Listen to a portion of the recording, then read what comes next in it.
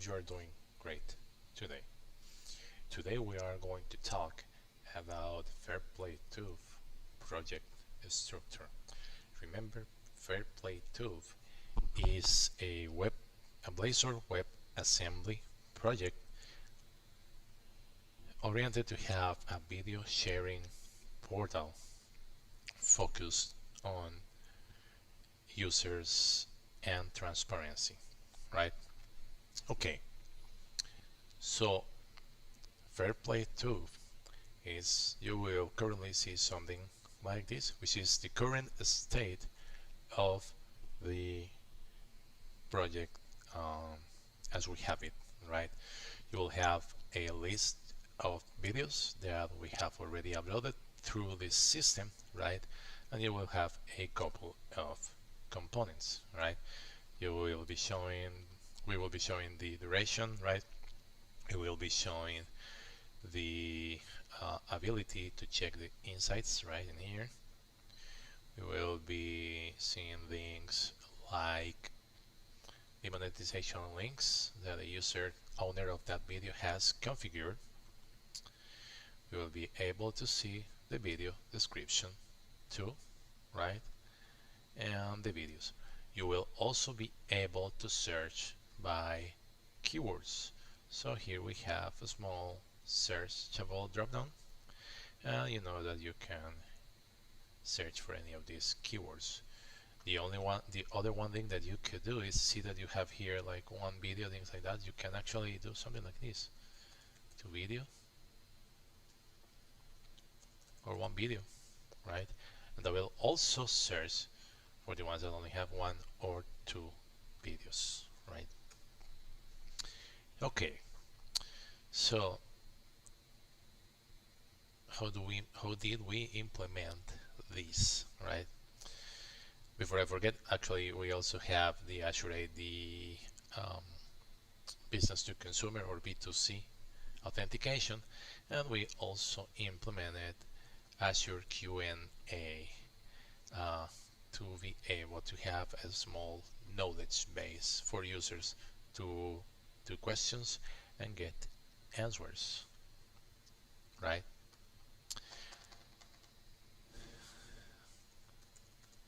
For example, how do I monetize my videos? So it gives me the answers, right? In the first phase of the project, users will be able to monetize through external means. Users are currently allowed to add external monetization links, which will be accessible next to each video, which is actually this. Okay, so let's continue. How is our project structure? Okay, we have a couple of projects. This is a Blazor WebAssembly project with a .NET Core hosted API. Everything is currently running in .NET 5. You will see this is the server project. This is the client project. If I go to the properties and go to application, you will see that this is in .NET 5, right?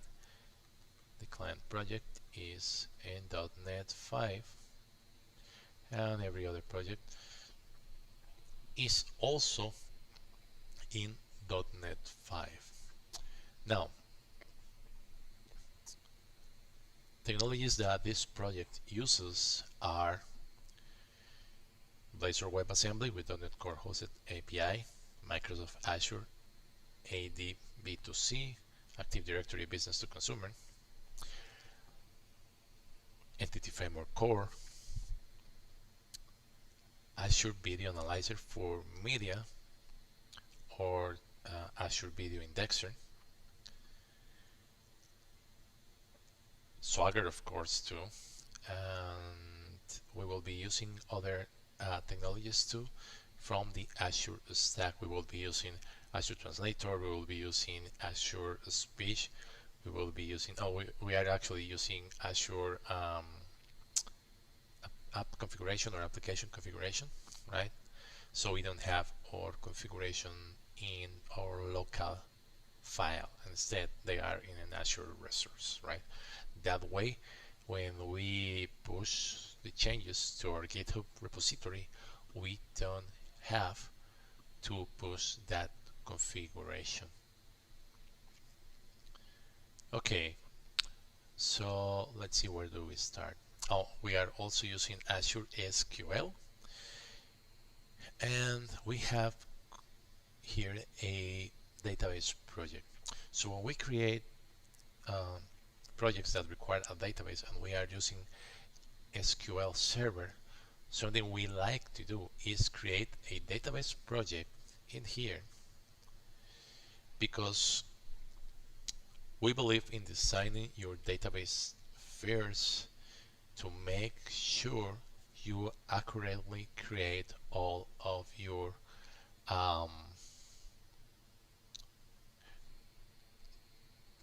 so that you apply the best practices you may know when designing a database, right?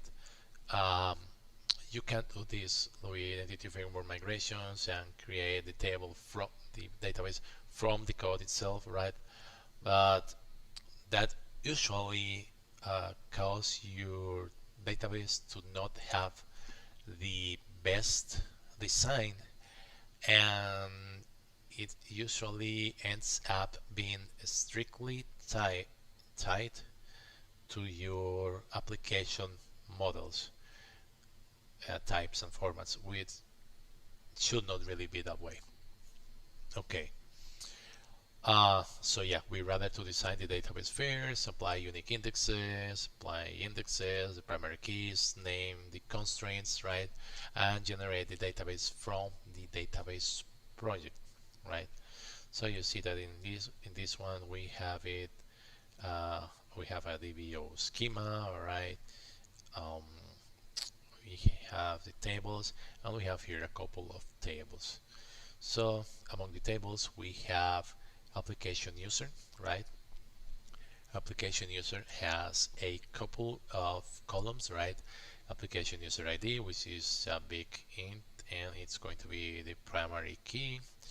The reason we decided to set it as big int is so we don't have to modify it later on in case the database grows a lot, right? We know that may not be the best way to do it, right? But when you change types, there are other things that you may actually have to consider if your application is already on in production, right? So we better created that as a big int from the start. We have the full name, right? We have the email address, we have the last login, which is the last time the user logged into the application. We have the Azure Active Directory Business to Consumer Object ID, which is the unique identifier for a user in your Azure AD B2C tenant. And we have a column available fonts. Available fonts, it's going to work as a wallet. So the users will be able to add fonts to their available fonts or wallet, and they will be able to buy items and services from within the application. Okay, other tables that we have, application role, right, which is just a small table with a couple of values. Okay, something that is happening to me with this version of Visual Studio is that if I have two tabs open in SQL, the second one does not load. So I have to close this one. So I have to close one and actually go open the other one. I don't know why that's happening, and it started to happen with the last update that I applied to Visual Studio. So if there is anyone, I may have to update it again. Okay, so yeah, this is the application role, right, which only has, well, 3 columns. the ID, right, the name and the description. We like to name the constraints, so you see that here we have constraint and the name, right? Okay, then we have the brand table, right? The brand will have a name, a description, the application user ID, which is going to be the owner for that brand, right? We have the brand video, which is going to work as the link, indicates which videos belong to, or the videos that each brand has, right? Okay, there are a couple of columns that we have, which are the row create datetime, the row creation user, source application, and originator IP address, right? Those are auditing columns, and they are a little bit generic because we plan to allow other applications in the future to add data through APIs. So we want to identify which application is actually inserting the data in our system, right? Yeah, that is with the purpose, or so other people can actually take advantage of our APIs without having to design the whole database, right? And create their own applications with our system, right? So that will benefit everyone. Okay, error log, which is something extremely important. Error log is one of the first things you have to have implemented when you are developing an application. Actually, it's pretty much the first or second table that you should have in your application if you want to have error log through a database, right? This is really important because even when you are developing, you will find yourself getting a lot of errors and exceptions that you may not know when they are happening, right? Or why they are happening, especially if you do some test deployments to an external environment, let's say to Azure or other place, right? Where you cannot debug that simply as you would do it in your application in your development environment, right? So having an error log with catching all of the exceptions is extremely useful and important to have. It's one of the best practices you should have from the beginning. And when you have your system in production, it is even more important to have it, because consider this scenario. You have your application, your system in production, right? And a customer says that an error happened, but has no idea how to tell you neither the actual error message nor the code nor anything. Let's say just the time, right? So, and that actually happens a lot. You need to go and research, right? What happened right at that time. If you don't have error logs configured, you will have no way to find out an error occurred. If it was a one-time error because, I don't know, network latency or the servers were damaged or something at a specific point, but then everything recovered, that will be no problem, right? But something that actually happens a lot is when you have errors or issues that are kind of considered random because they do not occur a lot, or you identify them as random because they do not occur a lot, but instead they are constant. You just have no idea why or when they happen, right? But when you have your error logs, you will be able to tell, okay, this error happened at this time. My customer told me that an error happened at that time. So the error my customer got is probably this error that I had in the database. This is exactly the line of code where it happened, right? And if you are also logging your requests information, you will even be able to reproduce the exact same call the customer was doing when using your application, because you will have the request URL, you will have the headers, you will have the query string, you will have the body content in case you are doing a post or something like that, right? You will have all of your required information to reproduce the exact issue with the exact same data your user was working with. Okay, most of the time, right? There are cases where you may not have it, right? This is extremely useful. So error logs and error tracking. In this case, we haven't yet implemented the logging for the requests, but we plan to add it. Okay. So what else we have in here? The video info, which is the main table, which has the link to the all of the video required information, right? So we are using Azure Video Analyzer for Media, which was originally named Azure Video Indexer, right? So Azure Video Indexer is a platform that allows you to analyze videos and generate insights based on their actual content. Insights such as the labels, the keywords, the topics that your video is about, and it even generates your transcript in multiple languages.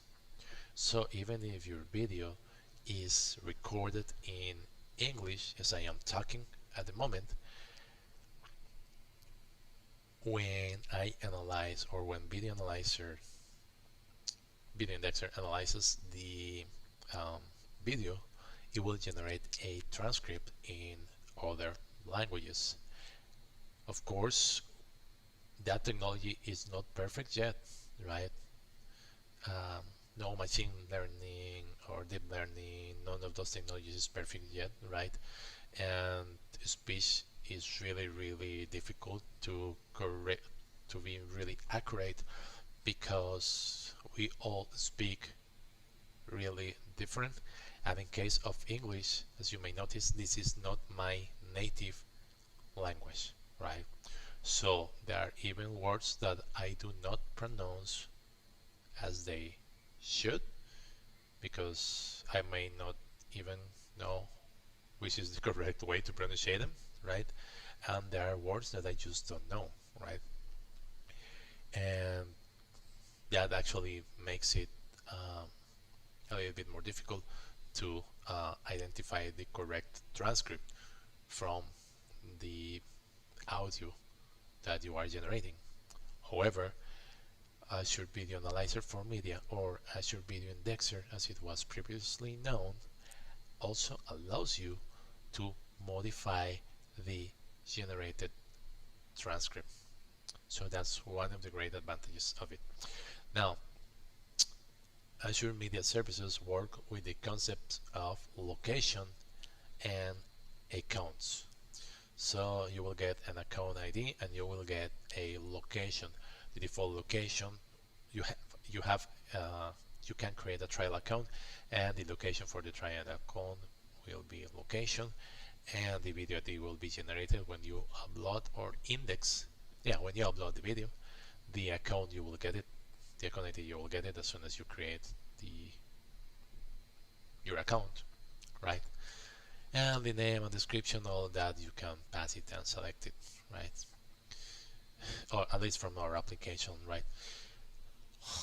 Something I forgot to mention, we are using Azure Blob storage to store the actual videos. You don't have to do it forever. You don't have to do it, however. But we want to, or the way we are doing it is we allow the users to upload a video, right? We upload the video into an Azure blob container, yeah, and then every couple of minutes a background service is going to be checking the database record for hints of when there are new uploaded videos that need to be indexed by video analyzer, by video indexer, or Azure Video Analyzer for media. Sorry that I get confused with the new name.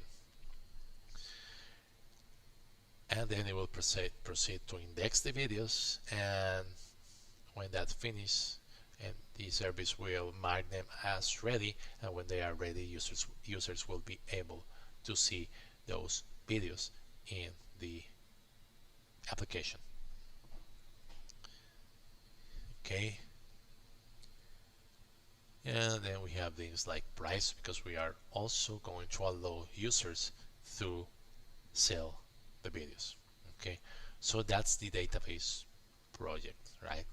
Continue with the database. Something that we have is the data access. We like to split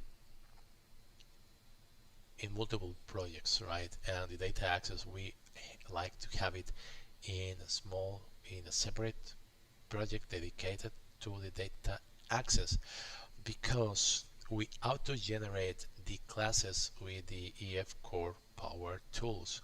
So we use EF Core Power Tools, reverse engineer.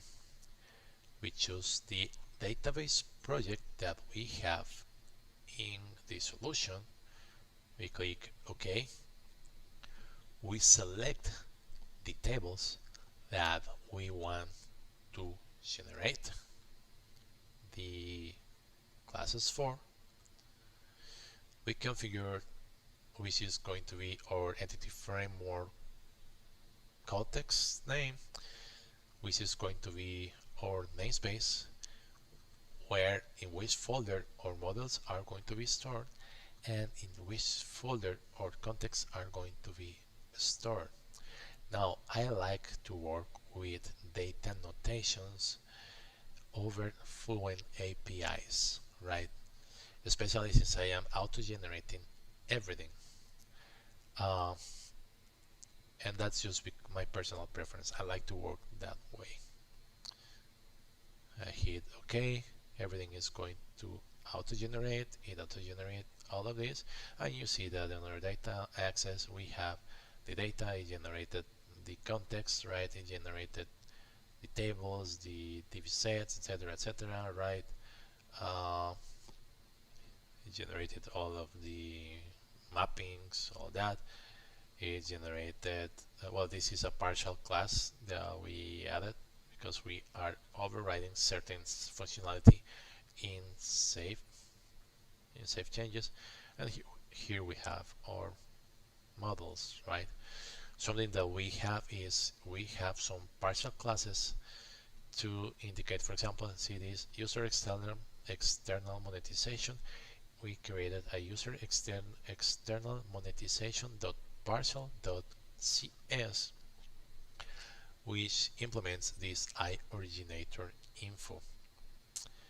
You see that this does not have anything, but iOriginator info has these columns, which are the auditing columns that I mentioned before, right?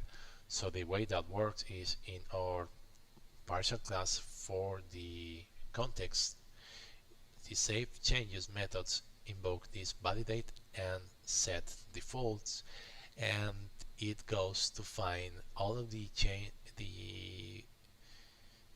entities in the change tracker that implement iOriginator info, and if those implement that interface, we assign the values like the assembly full name, the row creation user, the IP address. right? The source application, the row creation data, right? The row creation user, all of that. Okay.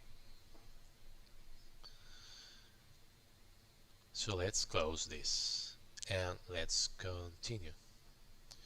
That was our data access, right? Then we have our server application. The server application is the one where we are going to have our controllers. And we have in here, for example, the user controller, right? The user controller will have injected services like the database context, the iCurrent user provider, right? And in this case, we have just one endpoint, and this is going to return the actual role for the user who is logged in. Something that you will notice is that this controller is marked as authorized. This controller will only allow logged in people to invoke the endpoints, right? In this case, we have an endpoint which is get my role, and this is going to get the object ID for the user from the user claims which are filled when the user authorized with Azure Active Directory Business to Consumer, right? Then we find the role and we return it, right? And that's it for this. Something that we like to do is we dislike having unnamed endpoints. So we like to have endpoints in the form of or with name as same as the method, right? Because it just seems more user friendly to have it instead of just a normal get and post that are your name and they are just based on the route. We like them with the verb with the name of the method. Okay, video controller. It has a injected video service. It has an IMapper. We are using AutoMapper to automap most of the values, right? iCurrent user provider, which is also another service, and you will see that, for example, in here we are doing get public process videos. This is the method that will retrieve the data that you will find in your homepage. Now, since this method returns all public videos, and it should return everything or should be accessible even when your users are not logged in, because it shows the videos, or the purpose of it is return the data that is going to be shown in your homepage when your user first visit the application or the homepage. So it has to allow anonymous access, right? We retrieve public process videos, right? And we do a select of it, and we use the AutoMapper to convert from the entity type to the model type, right? Now we use to array async just to convert to an array. Now you will notice that also as a rule we implement the support for the cancellation tokens, right? So you see that in the to array async we are passing the cancellation token, right? Now this get public process video is from a service that is hosted in another project, which is the FairPlayTube.services project. This is the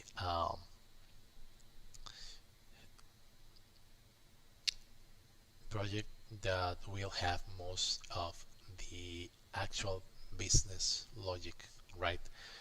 The purpose is avoid as much as possible having access or direct access to the database context from within the controllers, right? Uh, so that's why we implemented the video services. Also because that it's probably going to be a lot of the logic in the services are going to be reutilized when we create more applications based on the same data, right? That may not require that may not be web applications, right? So we may not want to get the data through APIs, but instead we may want to get the data from direct calls, right? It depends where the application is hosted, right? For example, if we are going to develop MAUI Blazor application in the future. We already have some preparations for it. In those cases, we do not want to invoke the data directly. In those cases, we want to invoke the data through API clients. And there is also already a client services project that we have in our MAUI branch to support that, right? If I am working in my workstation as the owner of the system and I want to have like an admin site, let's say that I want to do it in Windows Forms, for example, it will be okay for me to have direct access to the database through and use the services project, this services project that we are seeing in here, right? So it depends on the scenario that you want or what you are doing, right? But yeah, actually some of the direct access that we have in the controllers, we are also planning to move them to the services. The one thing that we are also avoiding is having automapper in the services project. So that's one of the things that we have been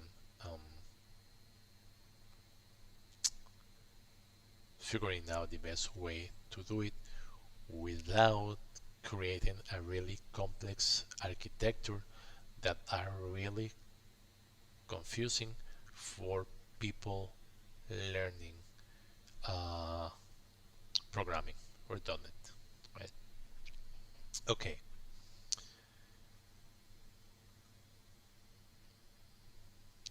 The other things that we have, let's see, well, we have the client project. This is the Blazor WebAssembly Project, right? We have this program.cs, right? We inject the HTTP clients. There is one for anonymous access and there is one for authorized access, right?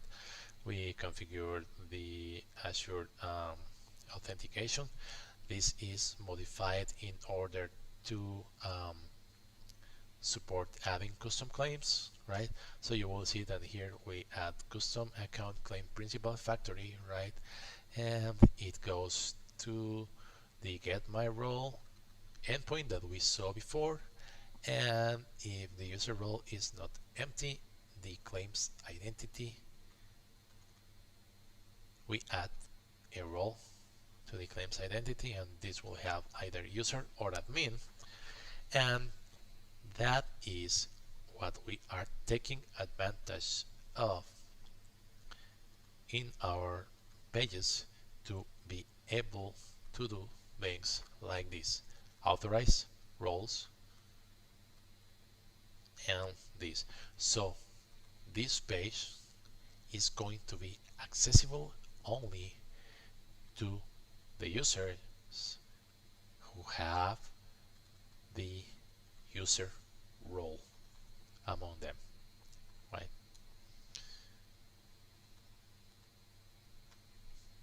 Then we have configuration for the Azure bot, which is the Azure Q&A bot, which is the pop-up for the knowledge base that we saw at the beginning of our live stream. By the way, please remember, subscribe to the channel and invite more people so they subscribe too, so we can keep making more videos for you. Share the videos and like them. Let us know in the comments what have you been programming with Blazor. Okay, we add the services, right, and that's it. Now, in our index, which is the main page that we are going to see, we have just normal HTML, right, with some Blazor sugar syntax. So we have the page, right, which is currently like this. We add a using to be able to use this, right? So constants.titles.appTitle are in the global namespace, right? Then we add the loading component, right? We add an accordion, then we keep adding more things in there, right? We add this is a bootstrap card that we embed in a Blazor component.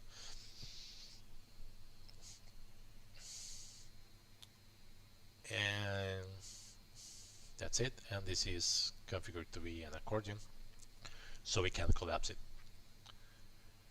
And here we are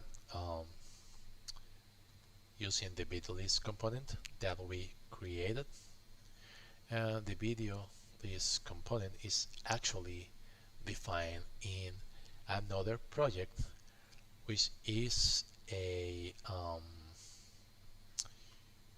Razor class library specifically designed to host reusable Blazor components, because those components we are going to use them in our other applications. So when we implement the MAUI Blazor version of the system, we are going to use this video list component to just pass it the data and render the exact component. Actually, in the MAUI Blazor branch, we already implemented that. You can see it in the Github repository, which is in the video description. Okay. And this video list component is currently created, as I was saying, in the components project under the videos video list, and you will see that it has, okay, and if there are videos, okay, render a container, render a row, right, iterate through all of the videos. For each of those videos, create a bootstrap card with a width of 33.3%, right? See that this is set to only have 3 columns per row, right? Then you configure what you want to do with the click on monetization, with the click on the video description. Then you have, for example, the source of the video, right, and all of that. Okay. And then we have a couple of custom buttons. For example, the monetization icon button. You will see that it's basically just a button, right, with a bootstrap icon, and it's blinking. And the on click is going to be an event callback of mouse event arcs, right? And you will see that in our video list we have, let's see, I should have it around here. Yeah, monetization icon button. Unclick. This is the unclick, which is implemented in here. We tell it what we want to do, and all of this logic is in a reusable component that we are reusing in our MAUI Blazor application. Okay, then we have the models, right, which are just the return types from the server, from the controllers to the Blazor WebAssembly. Now, something that I forgot to mention is that in our client project we have these client services, which are basically a strong kind of a strongly typed HTTP clients, right? So our video client service has the methods to consume the API endpoints, right? And you will see that here we have get public process video is sync, which gets the anonymous client and it returns the data from the API. All of these URLs are actually defined in a global or a reusable project which has the constants, right? Now these client services, it's also going to be in a separate project. In our MAUI Blazor branch, we actually already implemented that part, and we are going to also do the same in the main branch to facilitate consuming the APIs from within other applications without having to explicitly create HTTP clients or without explicitly having to explicitly create HTTP clients, and instead be able to reutilize the same code we already have, effectively allowing us to reduce the duplicated code, right?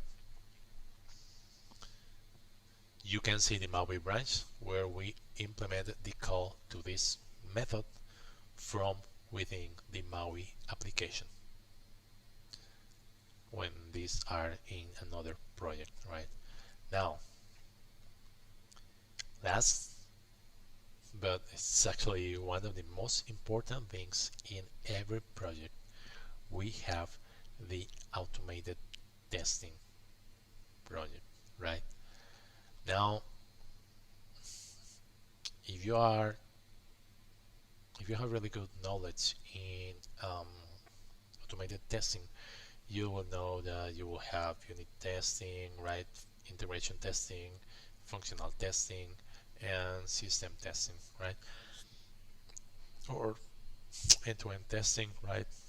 Etc., etc. And some people like to mock, right?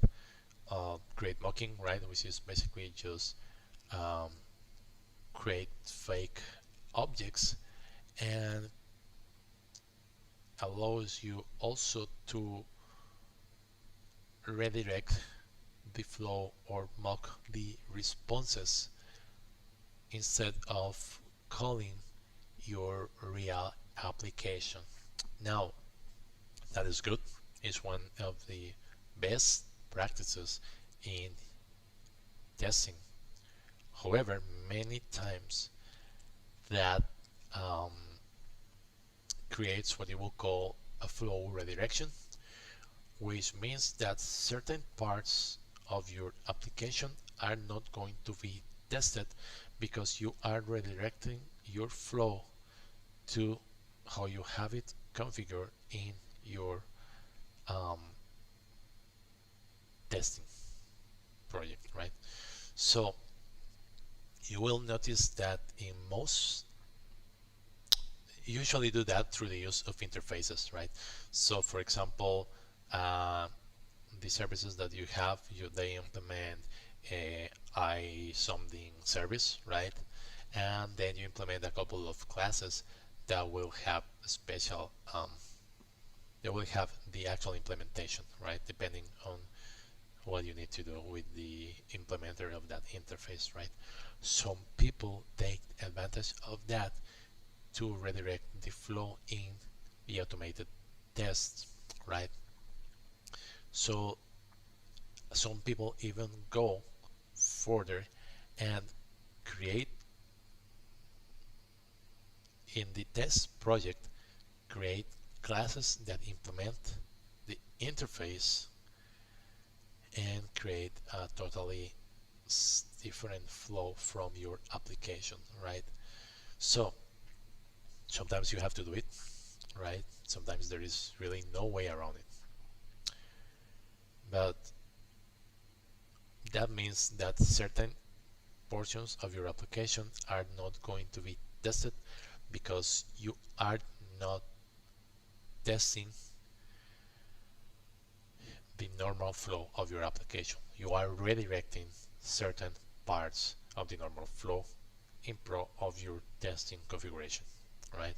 So you will see that in most of the application, we actually, it's even written in the wiki, we are purposely avoiding the use of interfaces to block the possibility of users to create flow redirection in from within the test project, and also because we are forcing to use test server and test with the real flow of your application. You will see that in here we have a test base, which most of the classes will inherit from it, right? And here we have configured the test server, right? You see new test server, web host builder, we have the configuration, we are even setting it to use the app configuration. Well, the connection string to the database, somewhere around here we are using oh yeah, the Azure, we use the startup, right? Here you have it, right? You configure a lot of other services in there in case you need them, right? You see that this is the actual startup from our main application that effectively make it so that we are executing the real API application, and when we run our test, you will see that we are actually invoking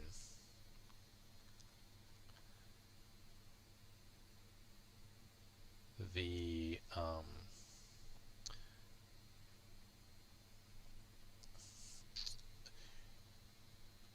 endpoints through the use of the global URL, right? The constants that we define through an HTTP client. So that's pretty much the same way we are doing it from the client side. Now, when we have all of the client services moved to a different project, this test will be modified, so we use the client service classes instead of the direct call to the HTTP client, and that will be much better, at least for us. All right. So see, this is to get my process videos async, right? So you see that here we have that tests, and that's just our personal preferences. That's the way we like to work, because we think this is the way we like to be able to test the real flow of the application as close as possible as we can. and the only way in which you do that is by testing the normal flow, starting your application and do the real calls, right? So that's just because we prefer to do it that way. Okay, and yeah, that's the test project. And then we will have system configurator, right? This video indexer may be deleted, we are not sure yet. This was just in case we created a separate project to do the video indexing, because currently we have it as a background service running in our API project. Since we currently do not really have a requirement to process huge amounts of requests or in video indexing at the same time, we can afford to have the indexing of the projects in the same project, in the API project, right? However, if we start getting a lot more of requests, we may want to have that portion separated in a different project to help a little bit the load of the main website app service, because we are hosting this in Azure. And the system configurator is going to be a tool with which you will be able to configure the system when you deploy it, right? So basically it will allow you to set the connection strings, right? The Azure Active Directory business to consumer information, right? All of the required configuration you will need for your application to work. And that's pretty much it. That's the structure of the project as we have it at the moment. It may change in the future, right? We are actually considering, just for teaching purposes, to create a couple of branches with different architectures. Or yeah, for example, we want to like clean architecture, CQRS, right? Personally, I do not like them. I have had really bad experiences with projects that have projects given to me that have implemented those patterns, because the ones that I have seen have usually been a mess, right? So I'm not really a fan of those ways to structure the project, right? But they have their strengths and weaknesses as every other way to structure, right? So this software architecture, design patterns, right? Cloud architecture, all of that. You will have a lot of techniques, right? That each will have its strengths and weaknesses, right? So the best way to choose what to use is to evaluate those strengths and weaknesses, right? And see what you can afford. Also, you have to be aware of your team skills, the velocity in which they can create code, right? The learning curve for each of those techniques, and also the environments that where your application is going to be hosted, the load that you will require. For example, this is a small application at the moment, but if we start getting millions of calls at the same time, one of the best ways to work with that is to split or to separate as much load as possible from the main application.